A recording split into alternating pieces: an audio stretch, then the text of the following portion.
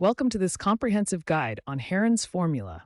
I'm excited to show you one of the most powerful tools in geometry for finding the area of any triangle. Heron's formula gives us this elegant equation that can calculate the area of any triangle regardless of its shape or size. The formula uses the semi-perimeter S and all three side lengths A, B, and C. What makes this formula so special is its versatility. It works for scalene triangles, right triangles, obtuse triangles, and even equilateral triangles. As long as you know the lengths of all three sides, Heron's formula can find the area. The key advantage of Heron's formula is that you only need to know the three side lengths. You don't need to know any angles, and you don't need to find the height of the triangle. This makes it incredibly useful for homework problems and real-world applications. In this video, we'll break down exactly how Heron's formula works, walk through the step-by-step process, and solve several examples together. By the end, you'll be confident using this powerful tool for any triangle problem you encounter. Heron's formula is a powerful mathematical tool that allows us to find the area of any triangle when we know the lengths of all three sides. This is incredibly useful because we don't need to know the height or any angles of the triangle. The formula itself looks complex at first, but once we break it down, you'll see it's quite manageable. Here's Heron's formula in its complete form. Let's break down what each part of this formula means. The letter A represents the area we're trying to find. The letters A, B, and C represent the lengths of the three sides of our triangle. Now, you might be wondering what this mysterious letters represents. The S stands for semi-perimeter, which is exactly half of the triangle's perimeter. This is a crucial component of Heron's formula. The semi-perimeter is calculated using this simple formula: S equals A plus B plus C, all divided by 2. In other words, we add up all three side lengths and divide by 2. Think of the semi-perimeter as half the distance you would travel if you walked around the entire triangle. It's a key building block that makes Heron's formula work. Now let's see how these two formulas work together. We first calculate the semi-perimeter using our side lengths, then substitute that value into Heron's formula along with the individual side lengths. What makes Heron's formula so valuable is its versatility. Unlike other area formulas that require you to know the height or angles, Heron's formula works with just the three side lengths.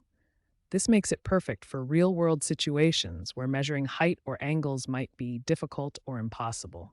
Whether you're dealing with a scalene triangle where all sides are different lengths, an isosceles triangle with two equal sides, or even an equilateral triangle with all sides equal, Heron's formula handles them all with the same approach.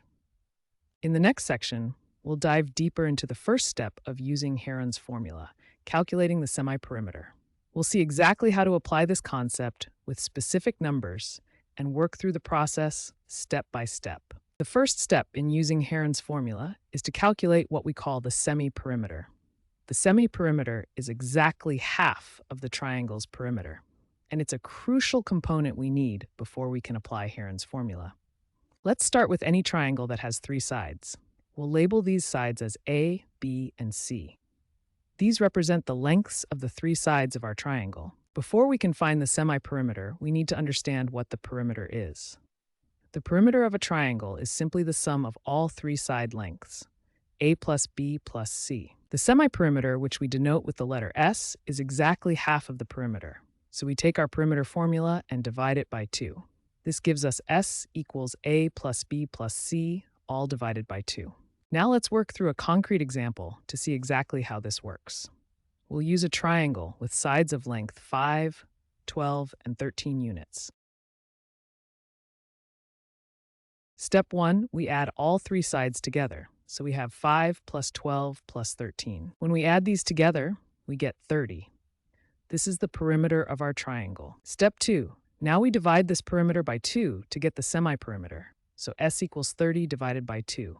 This gives us S equals 15. So the semi-perimeter of our triangle is 15 units. Remember, the semi-perimeter is always calculated using this formula. S equals A plus B plus C, all divided by 2. In our example with sides 5, 12, and 13, we found that S equals 15. This semi-perimeter value is what we'll need for the next step in Heron's formula. The semi-perimeter is a fundamental building block for Heron's formula. Once we have this value, we'll be ready to move on to the next step, where we'll apply the complete Heron's formula to find the area of our triangle. Now that we have calculated the semi-perimeter, we can move to the second step, applying Heron's formula to find the area of our triangle. Here's Heron's formula. The area A equals the square root of S times the quantity S minus A times the quantity S minus B times the quantity S minus C. Let me explain what each variable represents. A is the area we want to find. S is the semi-perimeter we calculated in the previous step. And A, B, and C are the three side lengths of our triangle.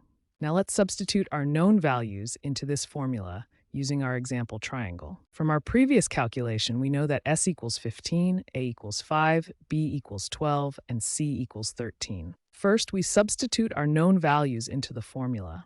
A equals the square root of 15 times the quantity 15 minus 5, times the quantity 15 minus 12, times the quantity 15 minus 13. Next, we calculate each subtraction inside the parentheses. 15 minus 5 equals 10, 15 minus 12 equals 3, and 15 minus 13 equals 2. Now we can substitute these calculated values back into our formula. So our formula becomes A equals the square root of 15 times 10 times 3 times 2. Now we need to multiply all these numbers together. Let's multiply step by step. 15 times 10 equals 150. Then 150 times 3 equals 450. Finally, 450 times 2 equals 900. So now we have A equals the square root of 900. The square root of 900 is 30.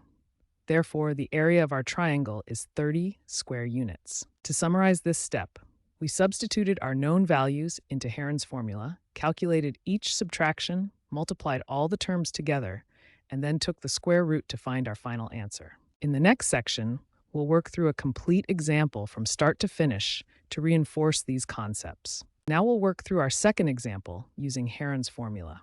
This time, we have an equilateral triangle where all three sides are equal. The problem asks us to find the area of an equilateral triangle where each side measures exactly 6 units. Here we have our equilateral triangle. Notice that all three sides are labeled as 6 units, which is the defining characteristic of an equilateral triangle. Step 1. We need to calculate the semi-perimeter using the formula S equals A plus B plus C, all divided by 2. Since all three sides equal 6 units, we substitute S equals 6 plus 6 plus 6, all divided by 2.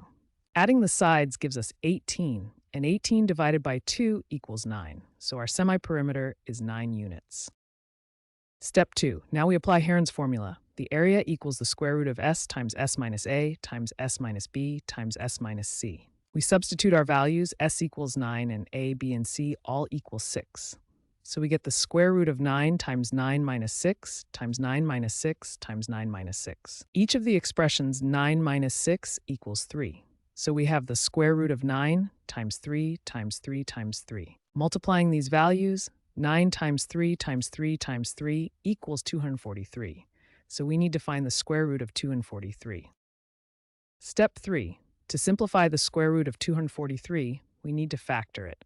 243 equals 81 times 3, and 81 is a perfect square. The square root of 81 is 9, so the square root of 243 equals 9 times the square root of 3, or 9 root 3. For a decimal approximation, 9 times the square root of 3 is approximately 15.59 square units. So the area of our equilateral triangle with sides of 6 units is exactly 9 root 3 square units, or approximately 15.59 square units. Notice how Heron's formula works perfectly even for this special case of an equilateral triangle. Heron's formula isn't just an abstract mathematical concept confined to textbooks. It has numerous practical applications in the real world, particularly in construction, engineering, and land surveying. Construction workers use it to calculate areas of triangular roof sections. Land surveyors apply it to measure irregular plots. Manufacturers use it for material calculations, and architects employ it in structural design. Now, let's work through a detailed example. Imagine a roofing contractor who needs to calculate the area of a triangular section of roof that requires replacement. The triangular roof section has three sides measuring 8.2 feet, 14.6 feet, and 16.3 feet. We need to find the area to determine how much roofing material is required. Step 1. We calculate the semiperimeter. Remember, the semiperimeter is half the sum of all three sides. Using the semiperimeter formula, S equals A plus B plus C, all divided by 2. Substituting our values, S equals 8.2 is 14.6 plus 16.3, all divided by 2. First, we add the three sides. 8.2 plus 14.6 plus 16.3 equals 39.1 feet. Dividing by 2, we get S equals 19.55 feet.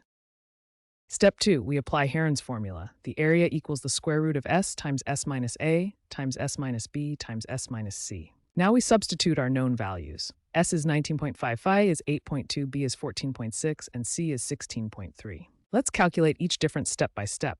S minus A equals 19.55 minus 8.2, which is 11.35. S minus B equals 19.55 minus 4.6, which is 4.95. S minus C equals 19.55 minus 16.3, which is 3.25. Substituting these calculated differences, we get the area equals the square root of 19.55 times 11.35 times 4.95 times 3.25. Multiplying these values together, 19.55 times 11.35 times 4.95 times 3.25 equals approximately 3570.75. Taking the square root of 357.75, we get approximately 59.75 square feet. This means the contractor needs approximately 59.75 square feet of roofing material to replace this triangular section, plus a small amount extra for waste and overlap. Heron's formula has many other practical applications.